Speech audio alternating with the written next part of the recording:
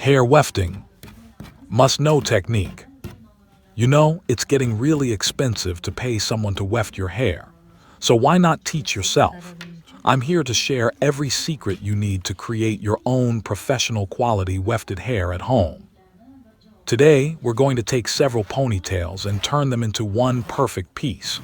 You'll need a few ponytails that have a similar texture, length, shape, and luster. This helps them blend beautifully into one natural-looking weft. This is a raw, unedited video showing exactly how to mix multiple ponytails so they look like they came from one person. Don't rush this step, patience is key.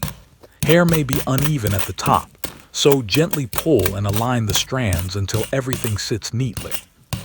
Keep brushing through the ponytails as you mix, ideally several times. Comb the top, bottom, and the full length of the hair to keep it smooth and uniform. Also, remove those super tiny short hairs at the very top. They're not needed for your finished ponytail. As you can see in the video, she's rolling the hair just like a rug, placing one ponytail on top of another, rolling, then combing again. You'll repeat this process a few times until the ponytail looks seamless, like it's been cut from one person's head.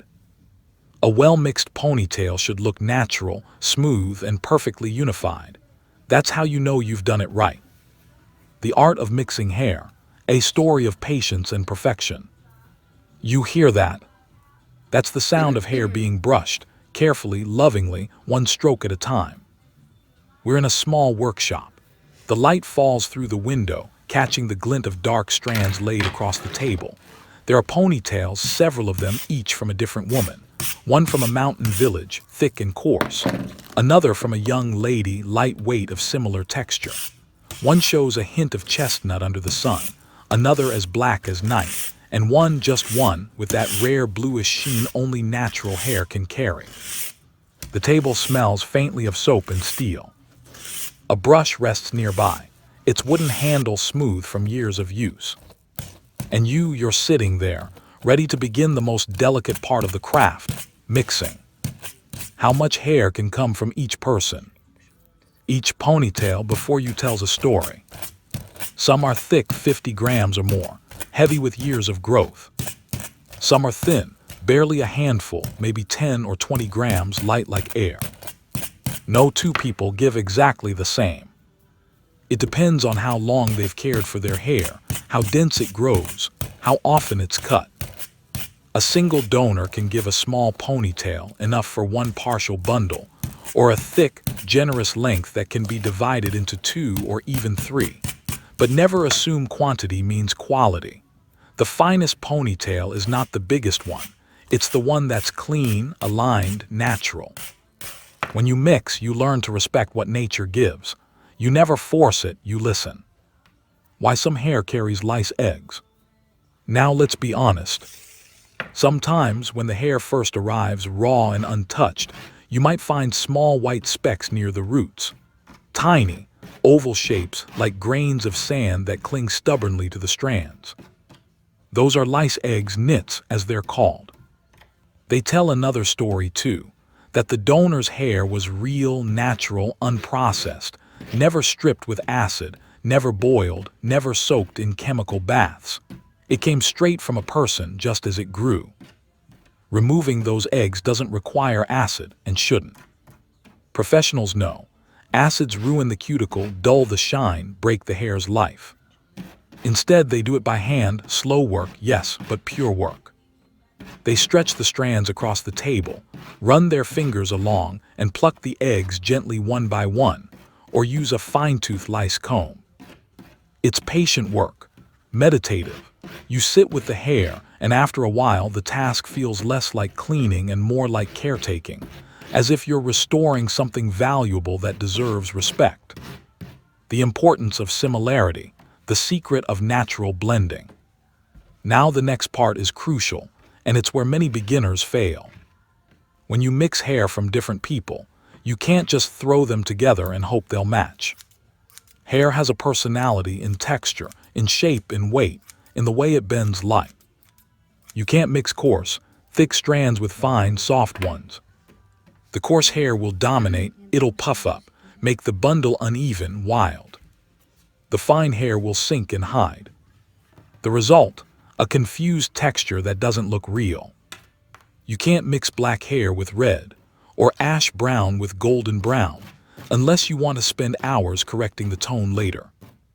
And even then, it will never carry that one-person harmony, that illusion that all strands belong to the same head. You can't mix short with long.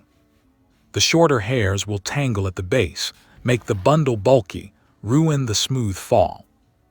A real weft, a true ponytail, has to flow from thick top to delicate tip, one clean taper, like a river narrowing as it moves downstream. And luster, oh, luster is the soul of hair. You can't fake it. You can polish, oil, coat, but real shine comes from aligned cuticles, from natural health. If you mix matte hair with glossy hair, you'll always see the difference. In light, it breaks the illusion. It tells the eye, this hair came from two, not one. So you choose carefully. You lay the ponytails out. You look, you compare. Not too dark, not too light. Not too straight, not too wavy. They should breathe together. The rhythm of mixing, patience, not haste. And now, the brushing begins again. Each stroke brings the hair closer together. You take one ponytail, then another, place them side by side, roll them like a rug. You lift, shake, let the strands fall through your fingers like silk water.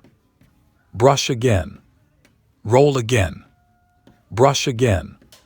The top must align, pull a little here, a little there. Straighten, check the cuticles. Don't rush. If you rush, the hair will tell on you later. Tangles, uneven fall, broken ends. Mixing is the most important part of the work. Even sewing hair becomes easier once the hair is ready. Hair properly well mixed can make a ponytail look like it came from a single head. A moment to breathe, the story behind the craft. Sometimes while you work, you imagine the people behind these ponytails. A woman who grew her hair for several years, cutting it only once carefully before some even in her life. Another who sold hers to buy staff for herself or family. Hair carries history, invisible but alive. That's why the wefter's job isn't just technical. It's emotional. You're not just mixing hair. You're blending stories. And so you take your time. You let your hands move slowly, brushing and aligning, listening to the strands whisper together until they sound like one voice instead of many. The final moment, one ponytail, one illusion. After hours, sometimes a whole day, you lift the bundle. Now, when you hold it to the light, it looks like it came from one person. The thickness is even. The luster runs smooth from top to bottom. No odd color shifts, no harsh ends. You feel a quiet pride. This is not just mixed hair, it's transformed hair.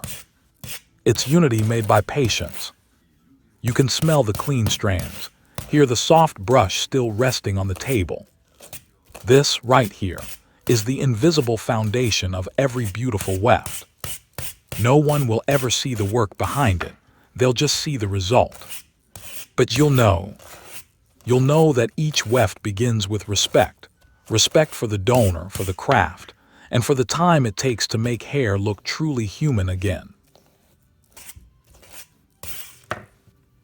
Next stage, sewing the hair belt. In this stage, we learn how to create a belt directly on the hair, just a couple of inches below the top roots. As you can see, she's holding the entire hair bundle in her hand, trying to feed the whole bundle into the machine at once. Well, this is one of my girls, and she chose to do it her own way. Later, she admitted she regretted not following my advice. You see, holding the whole bundle and feeding it all at once is wrong. Even though she has several years of experience working with hair and managed to complete the task, it still cost her unnecessary effort. She added extra tension to her hands, wasted time, and stressed herself for no reason. The proper and efficient way to start sewing the hair is to feed the machine with small, manageable portions, around half an ounce at a time. Begin with a small section, sew it properly once to establish your foundation, and then continue feeding more hair gradually, ounce by ounce. Do you see what I mean? By doing it this way, the work becomes easier, faster, and smoother. You'll find that you enjoy the process more. It flows naturally and doesn't test your patience or your nerves. Begin by sewing the hair once to secure the base foundation. Feed the hair into the machine slowly and carefully. The sewing machine needle should be set on level 2, though you may adjust it depending on your preferred tension and stitch length. We use an industrial sewing machine for this process. It performs the job exceptionally well, strong, steady, and precise. I've tried small home sewing machines before, but they simply can't handle the density and resistance of real human hair. The motor is weaker, the feed is inconsistent, and the results are rarely straight or tight enough. An industrial sewing machine, on the other hand, is built for continuous heavy-duty work. Once you buy one, it'll serve you for years, a true workhorse, reliable and worth every penny.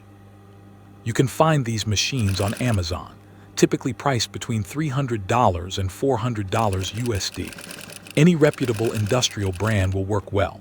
The brand name doesn't matter as much as the build quality.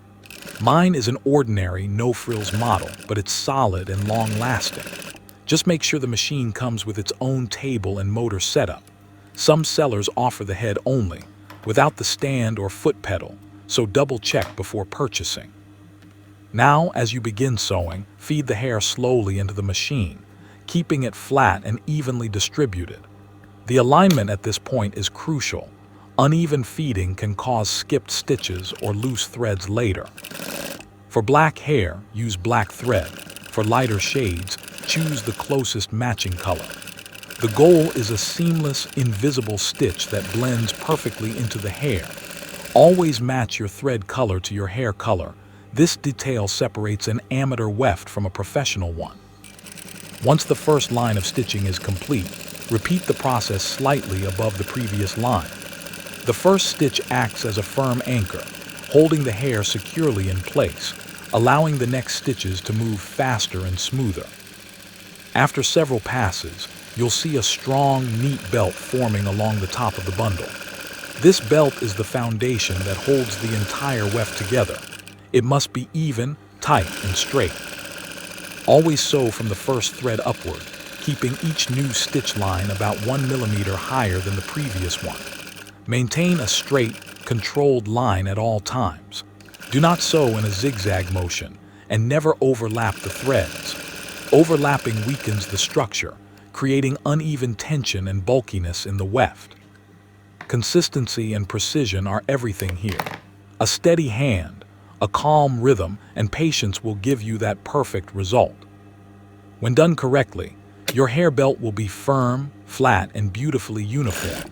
The perfect base for a flawless, professional quality weft. It should feel strong to the touch but flexible enough to move naturally when lifted. This stage may look simple, but it's one of the most defining parts of the process. A well-sewn belt determines how your final weft will look, feel, and last. Take your time, trust the rhythm of your machine, and let each line of stitching bring you closer to perfection. The next stage is folding the belt. In this stage, we focus on folding the hair belt, one of the most crucial steps in securing the weft and ensuring it lasts long without shedding or loosening over time. We begin by carefully removing the very top portion of hair that's no longer needed. Leave about ½ inch of hair above the belt and neatly cut off the rest. This step keeps the belt area clean, smooth, and manageable before folding, preventing any unnecessary bulk or unevenness during sewing. Now observe closely. She's bending and folding the belt itself, preparing it for reinforcement. This folding process is essential because it allows the belt to grip the hair more securely, tightening the base and increasing its durability. Once the belt is folded for the first time, begin sewing slowly and precisely along the fold.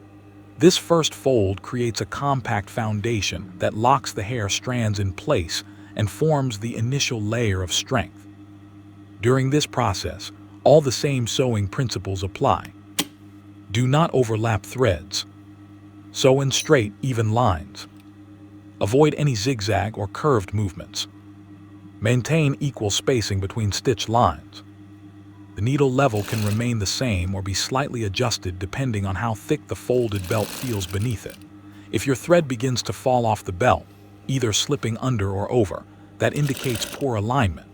As seen in this example, her thread slipped under the edge, which weakens the weft and causes extra work later.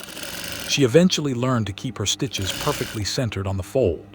Always ensure that your sewing stays directly on the folded section, never above or below it. There is no strict rule about which side the hair must be folded toward. Either side works fine. The key is consistency. Once you choose a direction, continue folding all future wefts the same way for a uniform result. Also remember, if you fold the belt to one side, you must sew from that same side. Sewing from the opposite side of the fold weakens the hold and may lead to uneven stitching. I have taught this method to hundreds of people over the years, and for some reason, a few still prefer to do things their own way. Most of them eventually regret it. As you can see here, she is folding the hair to one side and then sewing from the opposite side. It might not seem like a big issue at first, but if you want your weft to look and perform perfectly, you must always sew from the same side that the belt is folded toward. When you sew from the wrong side, remember there, about ½ inch of hair left above the belt, we call this section the beards. These beard hairs must stay even, intact, and securely tucked inside the belt. If you start sewing from the opposite side, as she did here, the beard becomes uneven and starts shifting within the belt. It no longer stays aligned and becomes unmanageable, which can later cause irritation or itching when the weft is worn. The beard should always stay smooth, neat, and flat inside the belt, facing downward through the weft hair. They must be invisible and unnoticeable to the touch. Incorrect sewing disturbs that structure, pushing some beard hair out of alignment, which not only weakens the hold but also makes the finished weft uncomfortable to wear. Proper folding and sewing keep the beard secure, balanced, and perfectly blended with the rest of the hair. Once the first folding is done, sew over it several times, even up to 10 passes if needed. Each layer of stitching reinforces and tightens the belt, building a strong foundation for the weft. You'll feel the folded belt becoming denser, firmer, and stronger with every pass, almost like a reinforced strip. However, even at this stage, if a single hair strand can still be pulled out slowly, it means the belt requires one more fold. Now it's time for the second fold. This step makes the belt even stronger and more compact, though naturally harder to sew through. The thickness increases and the machine may resist slightly. That's completely normal. Stay calm, maintain control of the material, and continue sewing with steady hands. Do not rush. Let the machine move smoothly as you keep the belt aligned and firmly in place. Run your machine several times over the double-folded belt, building multiple layers of stitching. Each pass strengthens the hold, tightening the weave and locking the hair securely inside the belt.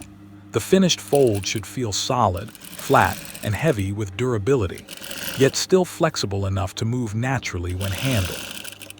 Remember, this folding and double sewing stage determines how well the hair will hold over time. A properly folded and tightly sewn belt will prevent shedding, maintain structure, and preserve the beauty of your weft for many months or even years. Work patiently, keep your stitch lines straight, and trust your rhythm. By the end of this stage, your hair belt should look neat, compact, and professionally finished, ready for trimming, sealing, and final inspection.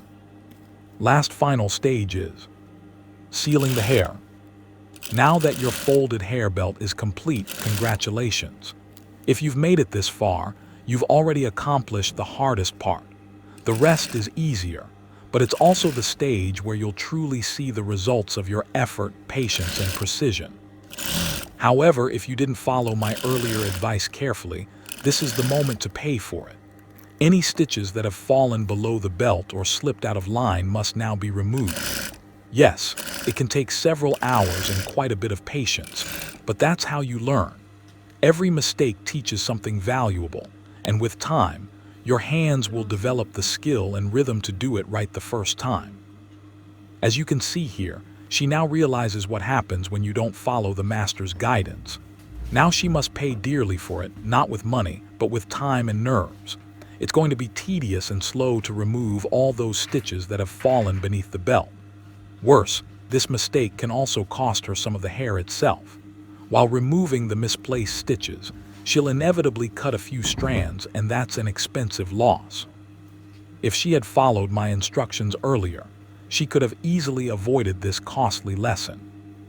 Once all the incorrect stitches and loose threads are cleaned from your weft, it's time to seal the belt. This is a crucial step that locks everything firmly in place and prevents shedding in the future. For sealing, apply a thin, even layer of glue directly onto the belt. The glue doesn't need to be from a well-known brand. A simple industrial adhesive works perfectly. You can find this type of glue at shoe repair shops or online. Look for the kind used for shoe bonding or sole repair, as it provides excellent strength, flexibility, and durability.